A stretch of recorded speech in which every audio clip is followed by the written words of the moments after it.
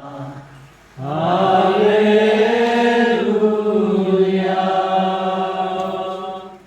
Masundungai oborosinu, hai Tuhan, ongkosion nami iri. Nawirmu ahabar ongkosion segitu. Haleluya. Haleluya. Haleluya.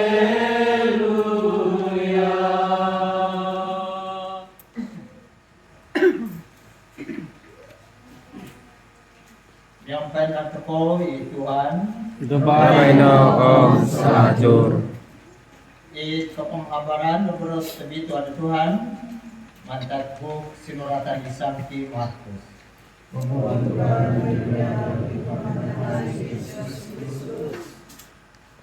Timongono di Jesus i opodom duo om pibokono di siayela do sero duo nyampai do kikuasa ila doi tombirua tangaraan naduan di siayela do mugurit do nununopo doi tindalanan dela suai ko sukun naduan di siayela do minogowit do takanan kokorui om tusin awi naduan dela do minonan selipat na kada ko pogowit do lebih do isyo orasuk kadisia barasaino di siayela do sera ko nopo do sumalakai de nopo kada ko undayu mantat lamin diri bisong do tumungkiat ko mantat kinianan diri nung haro do kinianan do au menerima di kayu au na yala makino mo di kayu tantagan di kayu o lisaw mantat lapap di kayu do tantat di kayu do tumungkiat mantat kinianan diri sebagai do penakatanda dela ka ibok na di yela do minongay penantudok pasal do ketanapan agumo oraban do pinapalabus dela mantat tulun di numahan nagi dela i titeruol ngawi om nalingasan yela kabar kesenang di Tuhan. Tuhannya Yesus. Selam lagi. Kita kembali alam-alam terikat kesembahyang ini sebab abumu dan tanda katilis.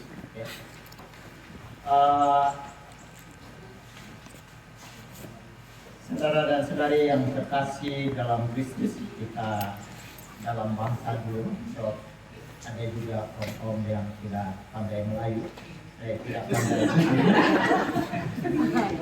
ada juga termasuk saya juga lah kan. Setiap kita dipanggil oleh Tuhan dengan cara masing-masing, kan? Kita lihat dalam pembacaan pada hari ini, yaitu Yesus memanggil murid-muridnya dan mengutus mereka secara berdua-duaan. Setiap kita mempunyai pengalaman macam mana kita dipanggil oleh Tuhan. Kalau pengalaman saya dulu, pada tahun 92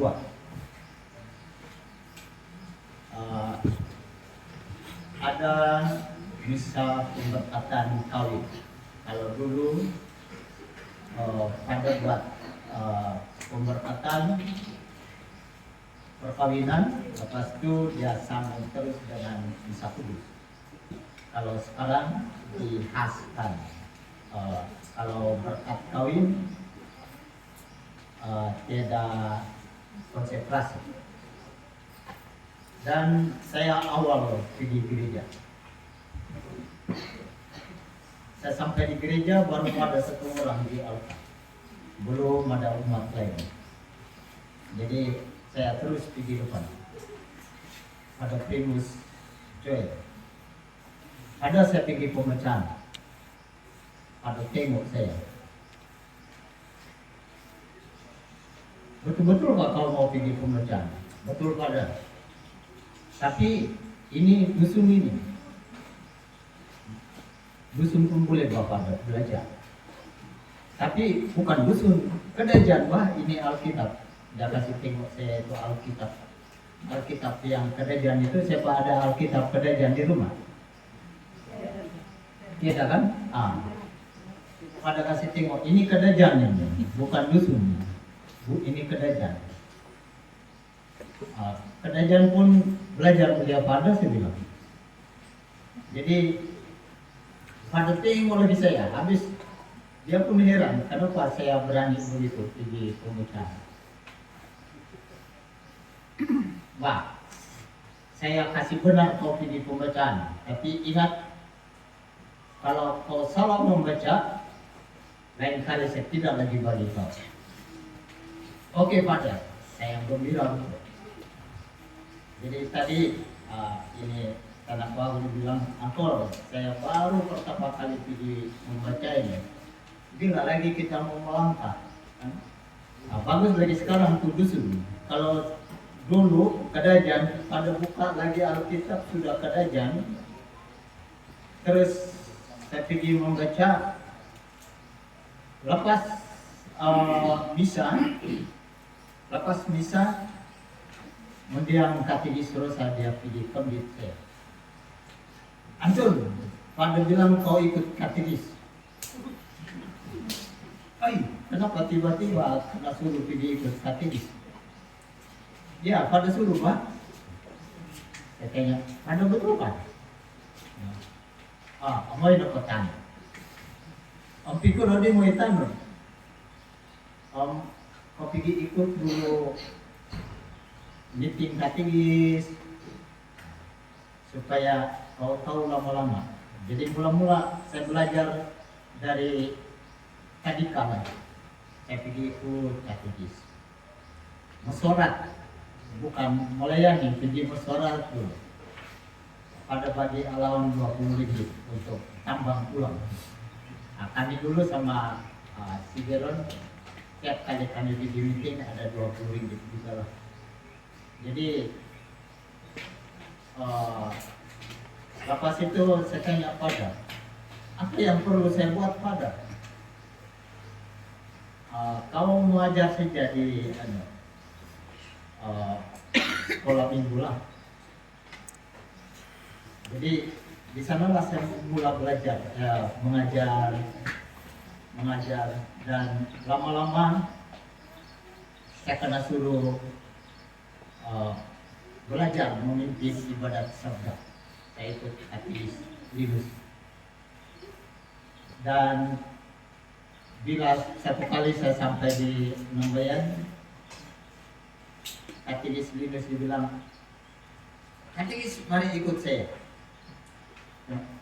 Bagaimana saya mau ikut kau di sini? Kita bagi-bagi tugas. Jadi saya ikut memimpin ibadat sabda di Nambayan, kami buat katekis Linus di Gereja Baru. Dan inilah pengalaman macam mana saya dipanggil oleh Tuhan pada mula. Dan akhirnya tahun 95 pada suruh saya pergi kursus katekis. Kalau kami dulu 3 bulan makan tidur di BPK, tidak boleh pulang. Jadi kami 3 bulan tinggalkan anak bini di rumah. Kalau sekarang ada intensif baru, jadi suruh PPK turun paroki, jadi ada kemudahan. Kalau kami dulu pergi kursus, tidur di PPK 3 bulan, siang kursus, malam praktikal. Jadi itulah pengalaman macam mana Tuhan memanggil kita secara pribadi masing-masing. Maka itu saudara dan saudari, hari ini dalam Injil Yesus memanggil para muridnya. Dan poin yang pertama, kita mau buka hati. Buka hati untuk Tuhan. Kalau Tuhan panggil kita tidak buka hati untuk Tuhan, maka kita tidak akan menyambut panggilan Dia. Apapun pelayanan, jangan pikir bilang hanya katekis, padri, sister, mereka lah yang dipanggil. Tidak, kita semua dipanggil menjadi katekikal, menjadi katekis, atau menjadi pewarta. Kita dipanggil oleh Tuhan. Tapi yang penting kita buka hati dan mau melangkah. Biasanya Yesus memanggil para muridnya. Yang pertama, dayunlah perahu ke tengah. Tapi para murid merasa bimbang. Kenapa mereka bimbang? Karena semalaman mereka jawab, Tuhan, semalaman kami sudah menjala ikan, 1 ekor pun kami tidak dapat. Tetapi Yesus masih lagi menyuruh, pergilah, dayunlah perahu ke tengah. Dan mereka dayung perahu ke tengah, akhirnya mereka mendapati ikan yang begitu banyak. Setiap pelayanan, saudara dan saudari, kita mau melangkah keluar daripada kepompong hidup kita, melangkah keluar daripada kehidupan kita semula. Mungkin dulu kita takut untuk melangkah melayani Tuhan, tetapi kita tidak sadar bahwa kita juga dipanggil oleh Tuhan untuk melayani. Apa saja pelayanan?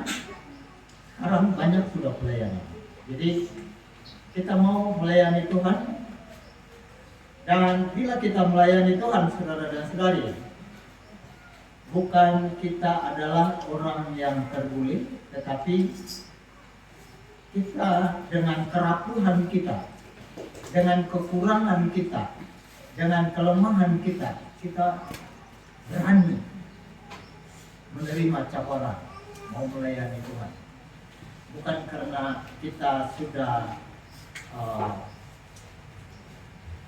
boleh, bukan kita sudah serba boleh, tetapi kita menerima pelayanan itu dengan kelemahan kita, dengan kekurangan kita.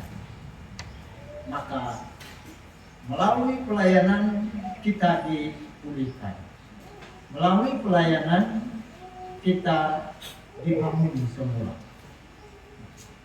Bila kita tidak mau melayani Tuhan, maka susah kita untuk dipulihkan. Semua orang yang melayani Tuhan, mereka itu bukan orang yang boleh. Kalau kita bilang banyak kata-kata manusia bilang, pergilah kamu, itu polika, itu kebulika. Kita mau melayani Tuhan dengan kekurangan kita, supaya melalui pelayanan kita itu kita dipulihkan, kita disembuhkan, dan kita dibebaskan daripada kehidupan lama kita. Mungkin kehidupan lama kita mempengaruhi kita untuk tidak mau melayani Tuhan. Apa saja kehidupan lama kita, yaitu kita mau lepas bebas daripada ikatan dunia.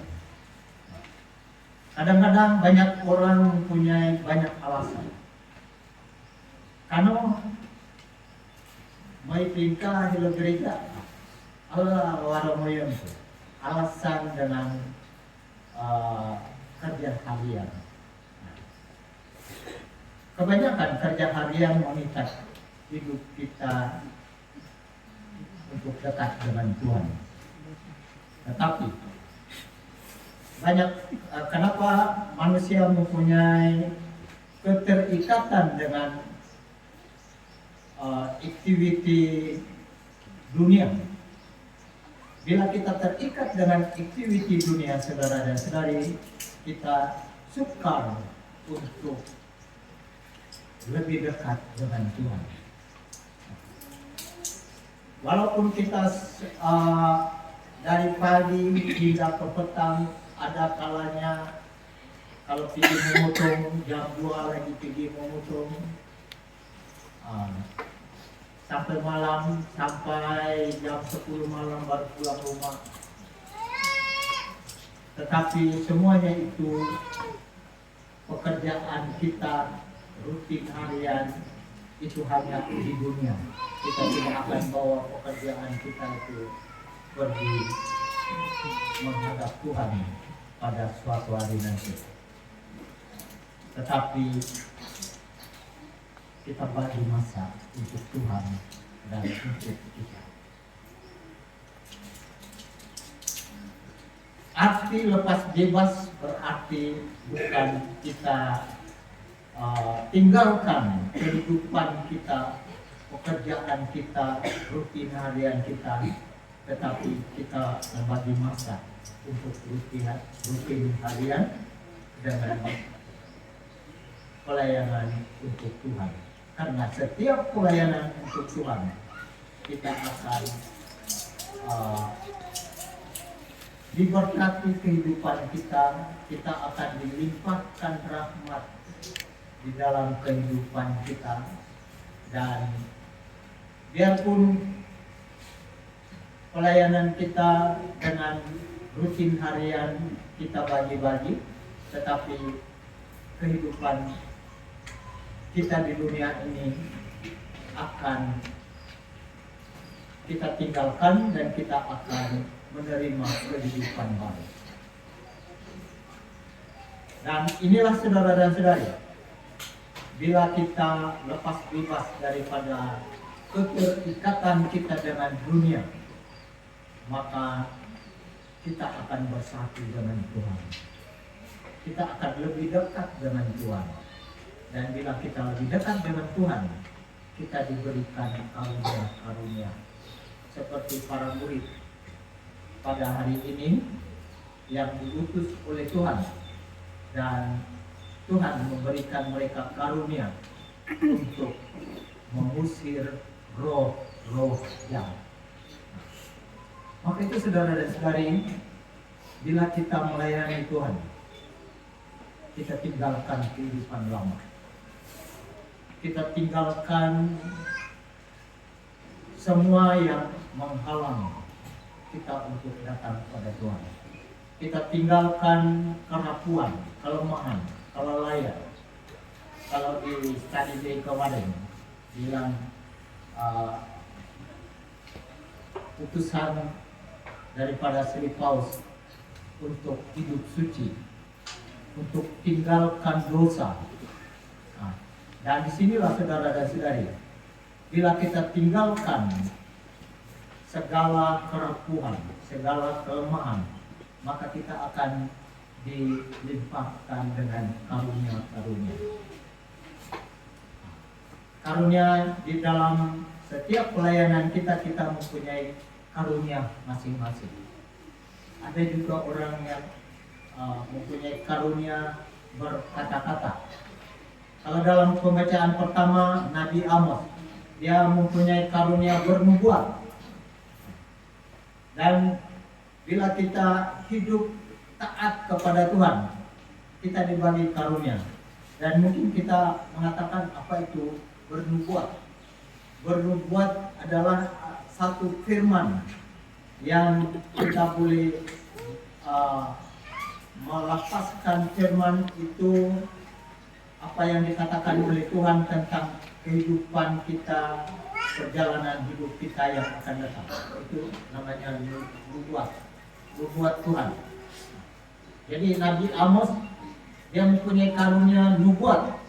tetapi dia disuruh untuk berpindah ke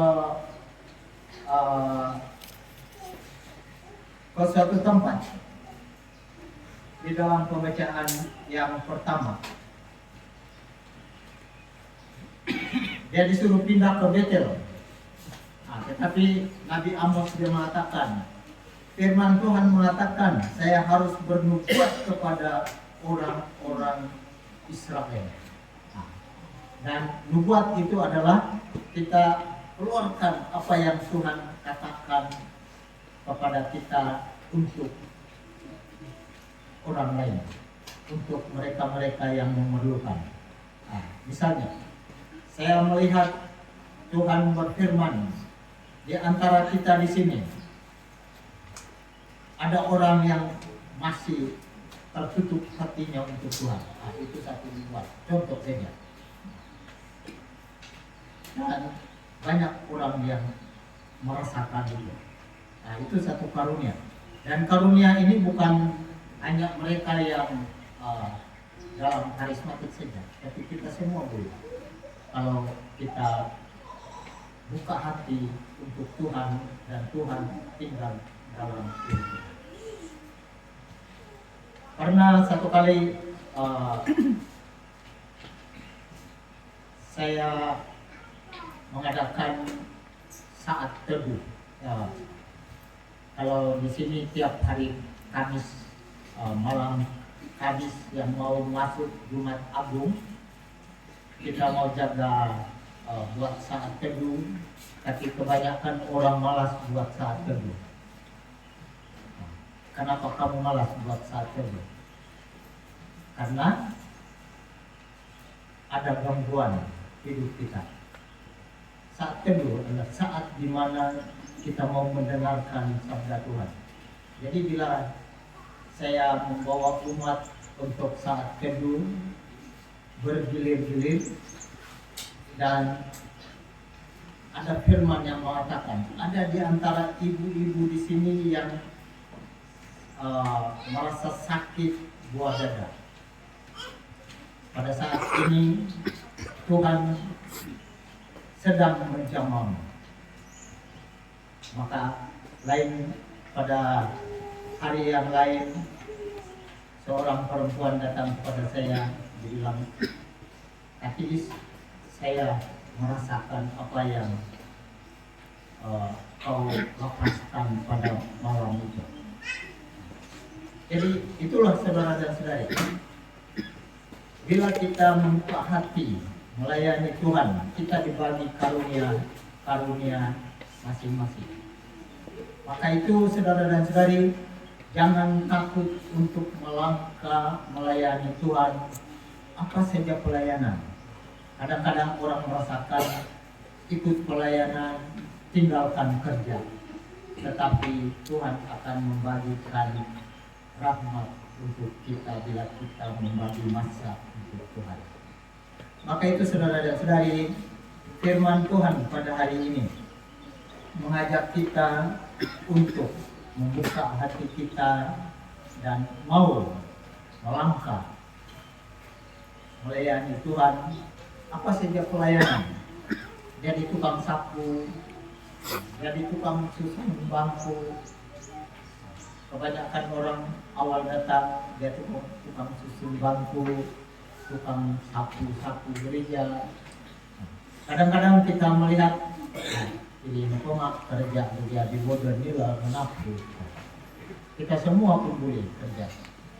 Bukan kita hanya melihat, menonton orang lain melakukan apa tugas. Jadi kita mau merelakan diri kita untuk dipakai oleh Tuhan. Bila kita dipakai oleh Tuhan, maka kita dibentuk kehidupan kita. Maka itu saudara dan saudari, marilah kita mau mempersembahkan diri kita. Karena setiap bisa kudus Padri akan mengajak kita untuk mohon berkat persembahanku dan persembahanmu. Maka persembahan kita adalah mempersembahkan diri kita untuk Tuhan. Maka itu marilah kita mempersembahkan diri kita untuk Tuhan, supaya Tuhan dapat memakai diri kita untuk melayani Dia di dalam kehidupan kita. Maka kelak kita akan bersatu dengan dalam kemuliaannya yang kudus di surga bila kita dipanggil oleh Tuhan. Tuhan memberkati kita semua. Amin.